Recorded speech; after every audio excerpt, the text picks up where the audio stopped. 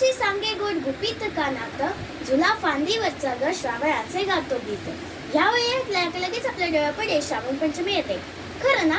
बरोबरच आहे, कारण श्रावण महिन्यातला हा पहिला सण नागपंचमी.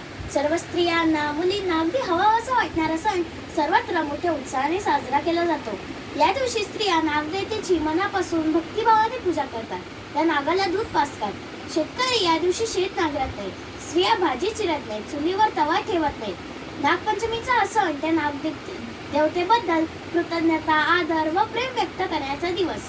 या दिवशी देवापुढे पाटावर गंधाने नाग, नागे आणि तिचे पिल्ले काढतात. त्यांची पूजा करतात, नागस्तोत्र म्हणतात, दूध लाया यांचा नैवेद्य दाखवतात आणि हात जोडून प्रार्थना करतात की हे नागराजा आमचे संरक्षण कर, कृपा कर. इथे आठवण होते ती आई, आजी यांच्याकडून ऐकलेल्या एका गोष्टीची.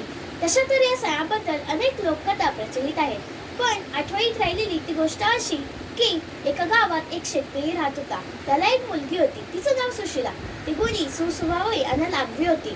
ती सर्वांवर प्रेम करायची, सर्वांचा आदर करायची. आपल्या सेवाभावी वृत्तीने ती सर्वांची मनं सहजतेने जिंकून घ्यायची. एकदा काय झालं, तो शेतकरी आपले शेत नांगरत असताना नांगराचा फळा एका नागोबाच्या वारुळाला लागला. त्या वारुळातील नागोबाची पिल्ले त्यामुळे जखमी झाली, इथून मेली सुद्धा. या गोष्टीचा नागोबाला फार राग आला. आपल्या पिल्लांना मारण्या त्या शेतकऱ्याच्या मुलांना मारण्यासाठी नागनागेने शेतकऱ्याच्या घराकडे आपला मोर्चा वळवला. ती दोघं शेतकऱ्याच्या घरी पोहोचली. बघतो तर काय, शेतकऱ्याची मुलगी सुशीला ही आपल्या धाकट्या भावंडांसह नागदेवतेची पूजा करत होती.